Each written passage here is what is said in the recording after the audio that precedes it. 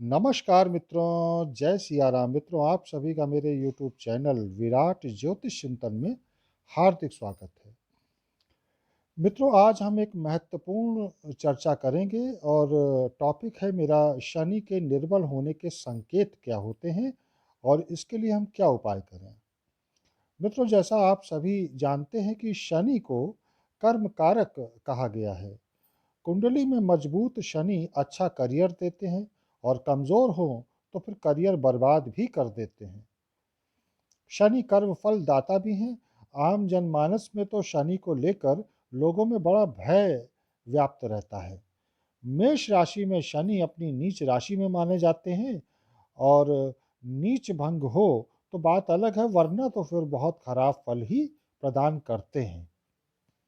मेष राशि के शनि के अलावा शनि कर्क, सिंह और वृश्चिक राशियों में भी बहुत अच्छे फल प्रदान नहीं करते। शुक्र की राशि तुला में ये उच्च के होते हैं।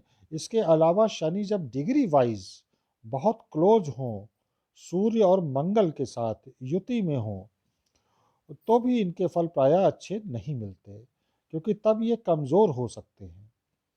शनि बली है या बलहीन, इसके लिए शनि की स्थिति कम से कम नववांश चार्ट में अवश्य देख लेनी चाहिए। नववांश में भी शनि अगर निर्बल हैं तो निश्चित रूप से व्यक्ति को नकारात्मक फल ही प्राप्त होंगे।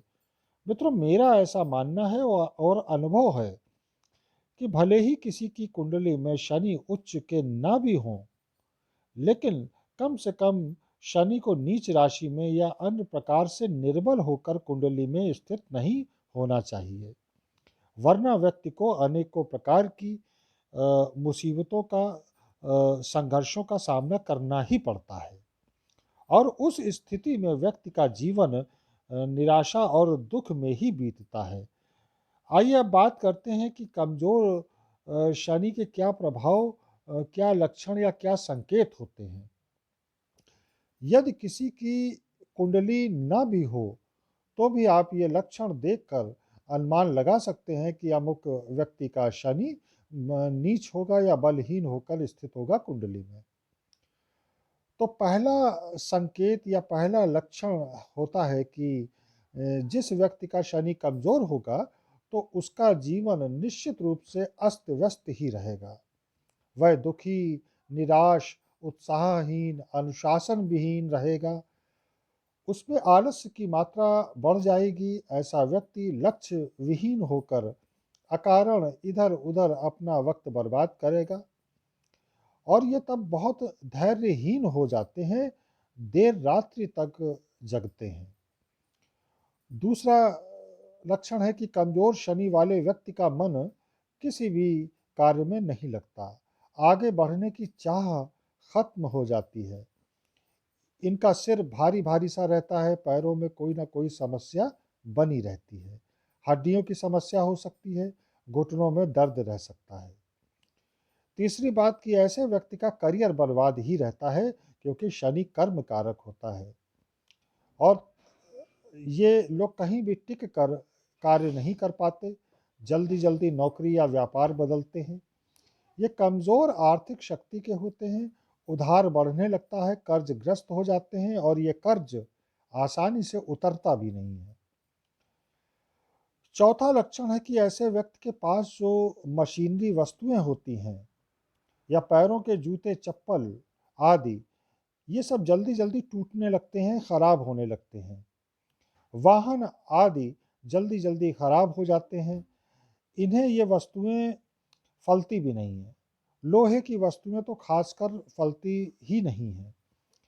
बड़े भाई से संबंध इनके खराब हो जाते हैं, बल्कि इसके अलावा जो भी इनके रिलेशंस होते हैं, रिश्तेदारों से हों चाहे घर में हों, तो वे फलीभूत नहीं होते।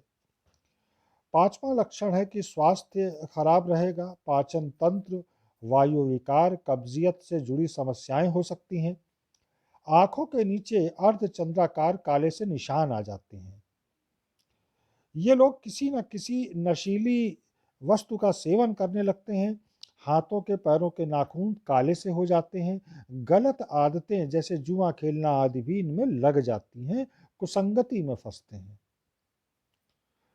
एक लक्षण और कि कमजोर शनि हो तो समाज के निर्बल वर्ग से, समाज के निम्न वर्ग से, समाज के श्रमिक वर्ग से, नौकर चाकर सेवक अधीनस्थ कर्मचारियों से निश्चित रूप से आपके संबंध अच्छे नहीं रहेंगे। इनके द्वारा आपको हानि भी उठानी पड़ सकती है।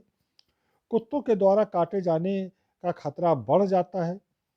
शनि कमजोर है तो फिर न्यायालय द्वारा आप दंडित भी हो सकते हैं।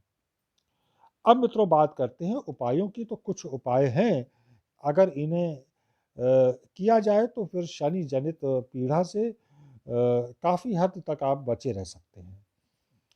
पहला उपाय है कि ऐसे व्यक्तियों को जिनका शनि अच्छा नहीं है तो उन्हें शिवजी की निरंतर आराधना करनी चाहिए। दूसरा है कि व्यक्ति को संतुलित जीवन जीने का प्रयास करना चाहिए। खान पान, वेशभूषा बड़ी सामान्य रखनी चाहिए। आचरण व्यवहार अच्छा रखना चाहिए और धैर्य रखना चाहिए। तीसरी बात कि नशीली वस्तुओं के सेवन से दूर रहें, गलत आदतों से बचें, अधीनस्थ लोगों से, श्रमिक वर्ग से, नौकर चाकर वर्ग से अच्छा व्यवहार करें, बड़े भाई बहनों से संबंध अच्छे रखें और कर्ज लेने से जहाँ तक हो बचना चाहिए।